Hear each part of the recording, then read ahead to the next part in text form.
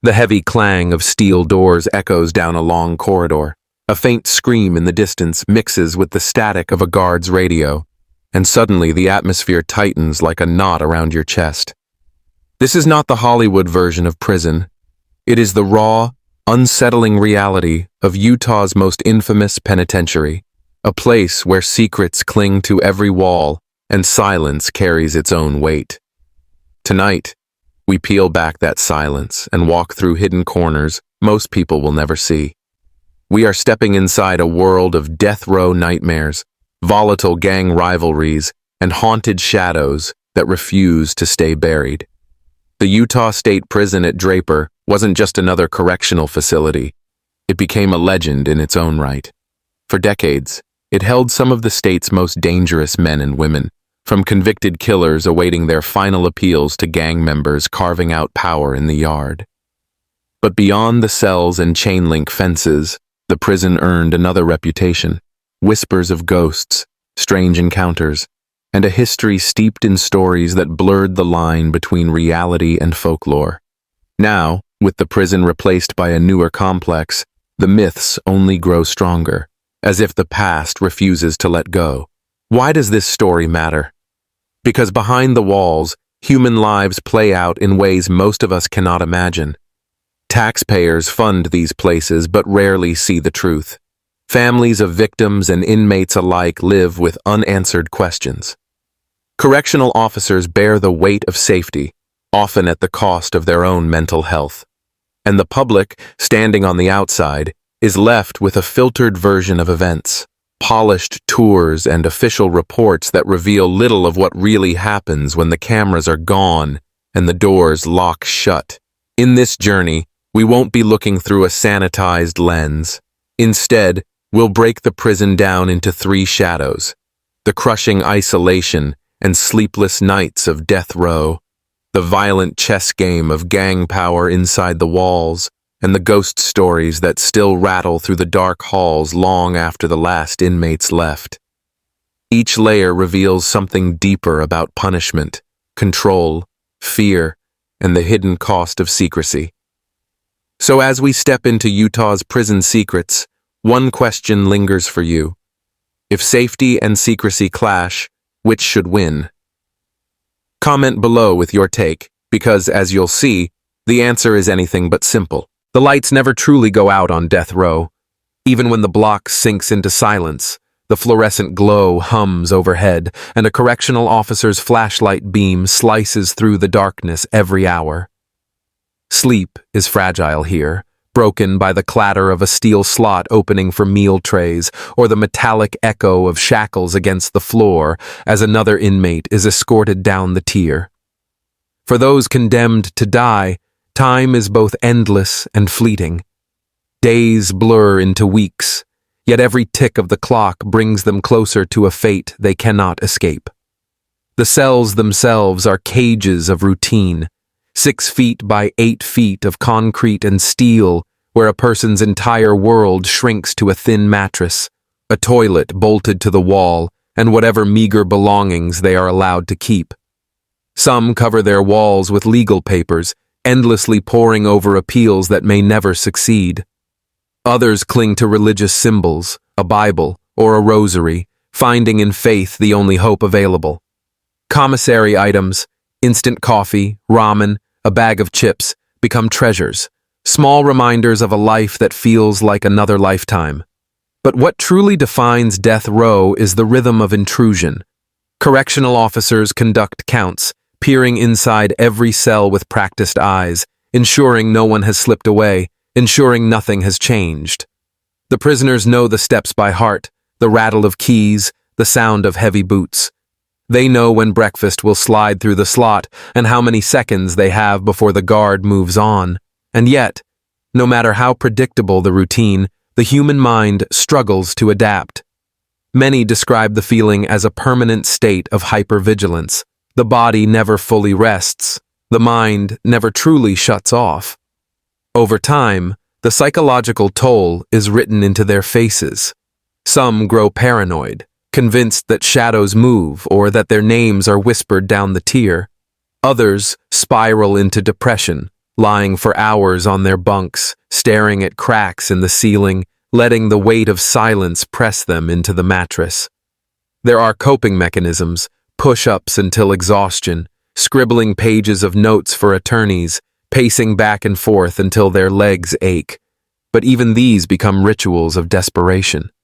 The isolation amplifies everything, every sound, every thought, every fear. From the perspective of the officers, death row is a place of heightened caution. Every escort requires restraints. Every interaction is scripted with safety protocols. To some officers, the prisoners are simply cases on a schedule, tasks to be managed with precision and distance. To others, the burden weighs heavier. They see the men as human beings, slowly unraveling under a punishment that is more psychological than physical. The official policy demands neutrality, but behind the uniform, some struggle with empathy and burnout, forced to confront the same faces day after day, knowing exactly how those stories will end. Medical and mental health staff move quietly through the unit, delivering medications, conducting evaluations, keeping careful watch over anyone showing signs of breakdown. Suicide watches are common, with lights burning brighter in certain cells, officers checking every few minutes, making sure the condemned do not take fate into their own hands. It is a grim irony that the system fights to preserve the life of someone the state has already chosen to end. Outside the walls, people often imagine death row as a place of privilege, where inmates get special treatment because of their status. The reality is the opposite. Privileges are few, movement is restricted, and contact with others is limited almost entirely to brief exchanges with staff or heavily supervised time out of the cell.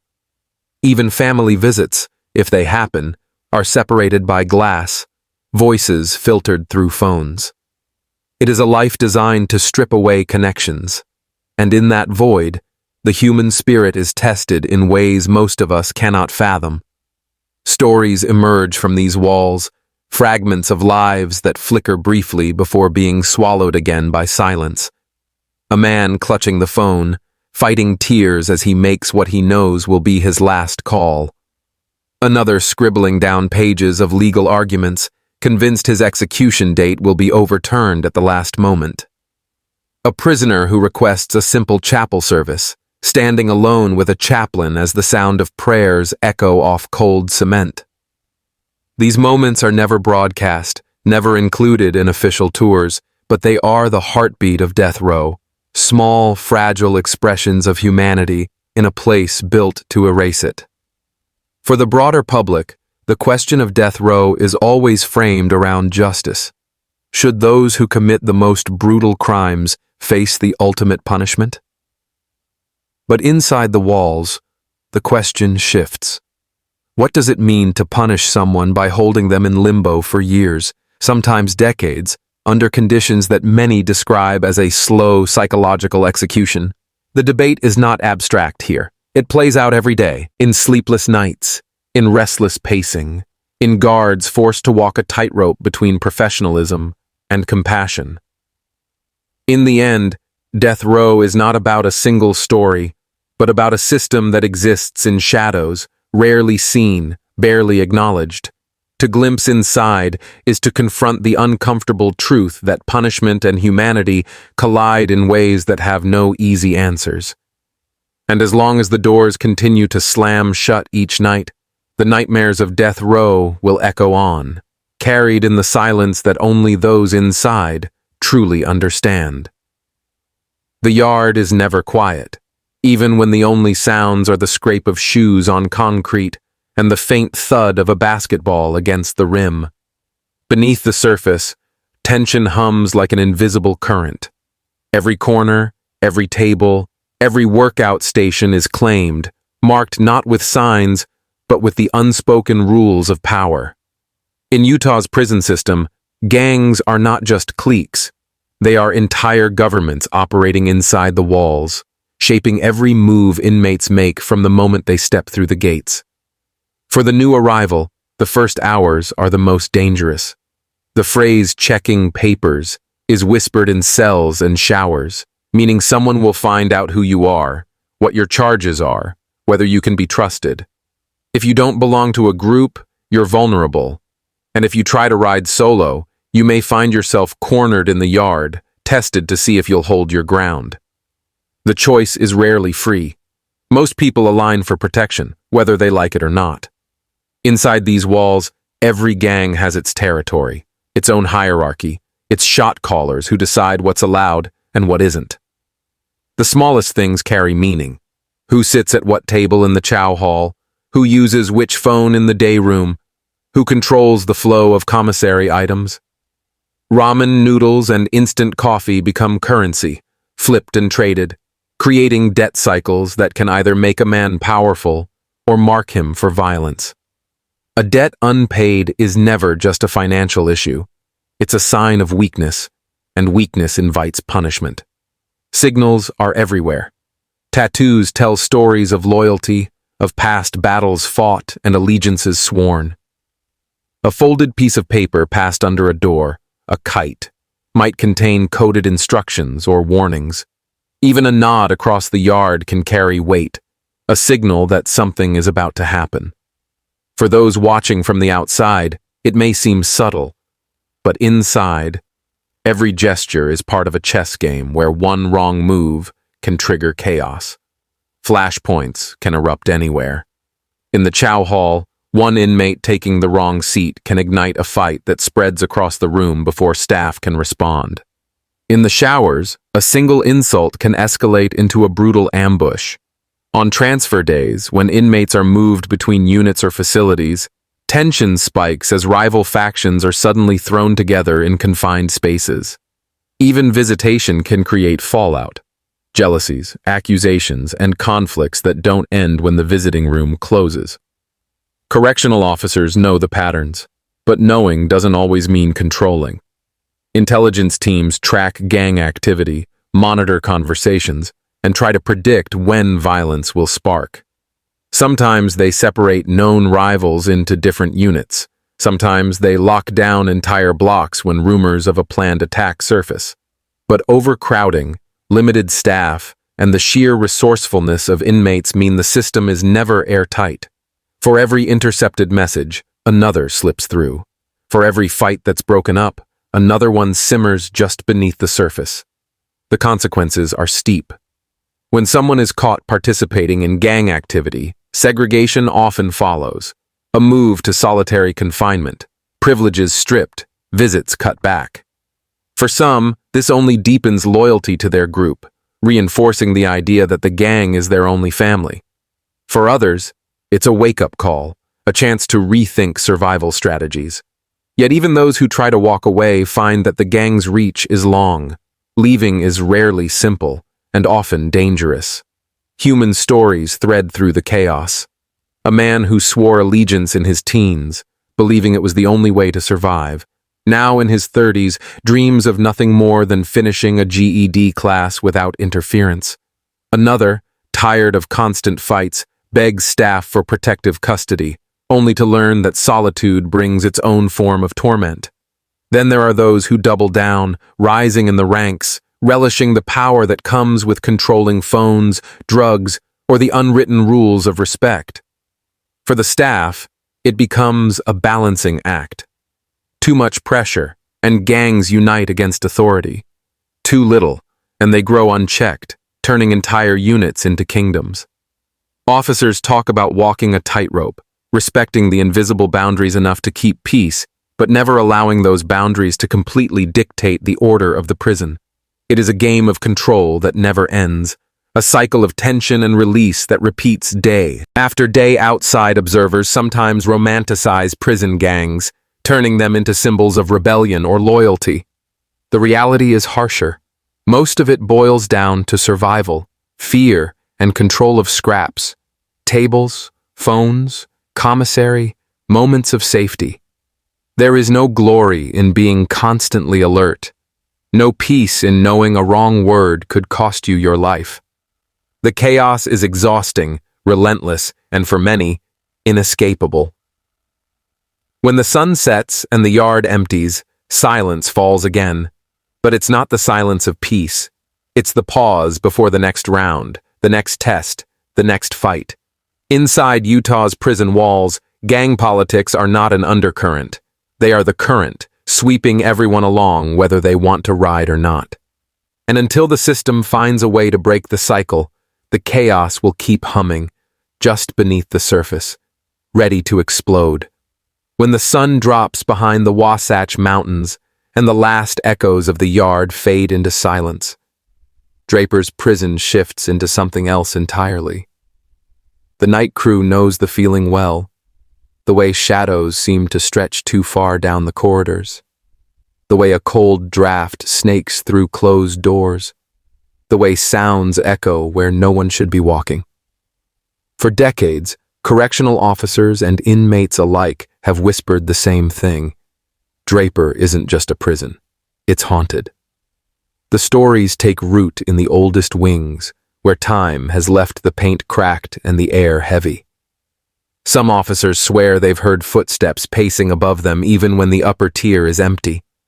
Others talk about flickering bulbs that cut out every night at the same time, plunging certain hallways into darkness before buzzing back to life.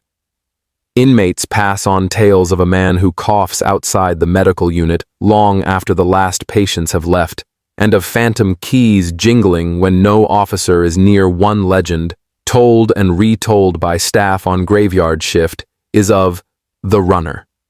They describe a shadow darting down the corridor at impossible speed, always at the edge of vision.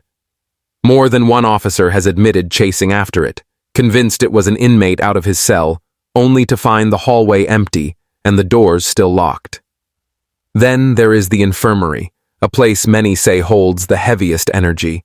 Nurses who worked late shifts reported icy chills moving across the room, as if someone invisible brushed past them.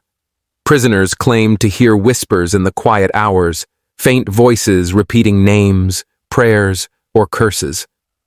Of course, skeptics point to the practical. Old buildings groan as pipes settle, metal expands and contracts, and ventilation systems create moans and rattles that sound human in the right frame of mind. Lights flicker because wiring in a facility that old was never perfect. A guard working 16 hours straight can mistake exhaustion for the supernatural.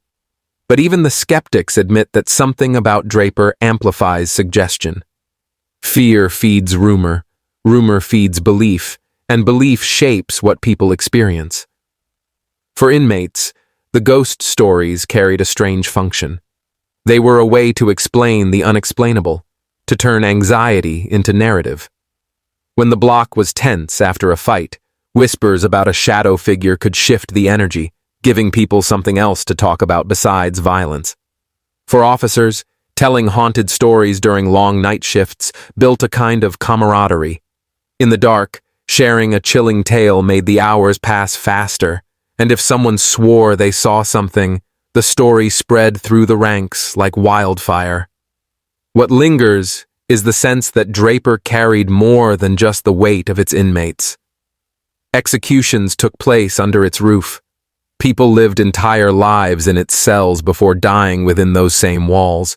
Trauma, anger, grief, and guilt layered themselves into the structure over decades, and whether one believes in ghosts or not, those emotions left an imprint. It is no surprise that the prison earned its haunted reputation. Places that hold so much pain rarely let go quietly. Now that the old Draper site has been replaced by a newer, more modern facility, some wonder if the ghosts stayed behind or moved with the memories. Former staff still swap stories at reunions, recalling strange encounters as if they happened yesterday. The new walls may be brighter, cleaner, designed with modern surveillance and sleek technology, but for those who lived the Draper nights, it doesn't matter. They will always remember the flicker of lights in the corridor, the echo of footsteps in the dark, and the feeling that they were never truly alone. For every secret that Draper once held, reform has always been the promise hovering just beyond the razor wire. Officials speak of transparency, of progress, of a system designed not only to punish, but to prepare people for something beyond the walls. Yet inside, the reality is more complicated, and the line between secrecy and safety is never as clear as the public might hope. On paper, inmates can file grievances, request reviews, and access programs. In practice, those processes are slow, often filtered, and sometimes dismissed before they ever leave the block. Media tours are offered, but the routes are carefully chosen. Clean classrooms and tidy chapels are shown, while the darker corners stay out of sight. Transparency is selective, and secrecy still shields much of what the public never gets to see. Still, change has taken root. Educational programs offer GED certificates, vocational training, and basic literacy classes. Substance recovery meetings gather in small rooms where men and women confront the addictions that shaped their crimes. Anger management and therapy sessions aim to break cycles that might otherwise repeat. Faith services draw groups of inmates who find strength in prayer, hymns, or quiet reflection. These programs don't always succeed, but for those who commit to them, they can mean the difference between re-entering society prepared or returning to prison again and again. Architecture, too, has become part of the reform story. The new Utah State Correctional Facility was built with open sightlines, more cameras, and better medical facilities, the idea being that design itself can prevent violence and improve safety. But even the best walls cannot change culture on their own. Officers still face overtime, trauma, and the weight of constant vigilance. Inmates still wrestle with isolation, with fear, with the invisible scars of incarceration. A building can make the work easier, but it cannot erase the human struggles inside it. For those who lived through Draper's history, the question remains: what truly changes, and what always stays the same? Gangs adapt to new spaces. Secrets shift to new corridors. The ghosts, whether real or only imagined, follow the memories. Reform is never a single act. It is a process that must be fed with resources, training, and a willingness to admit that what happens behind the walls matters as much as what happens beyond them. And so, as the razor wire catches the first light of sunrise, the prison stands as both a warning and a promise. The warning is that secrecy breeds silence, and silence breeds suffering.